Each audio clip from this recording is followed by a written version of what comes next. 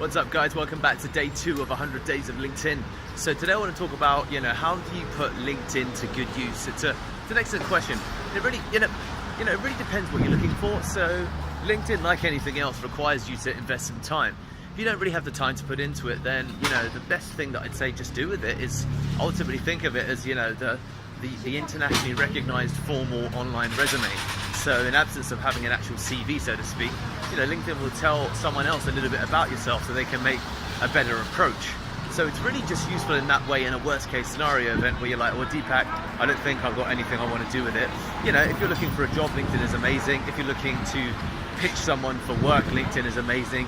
If you're looking for distributors and suppliers, if you run like an e-commerce business or something like that, then LinkedIn's amazing. If you're looking to make a formal introduction to someone for networking, then LinkedIn's also amazing. But if you're not using it for any of that, at the very least, just use it for an online resume. So when someone wants to find out who you are, you can send them your LinkedIn link.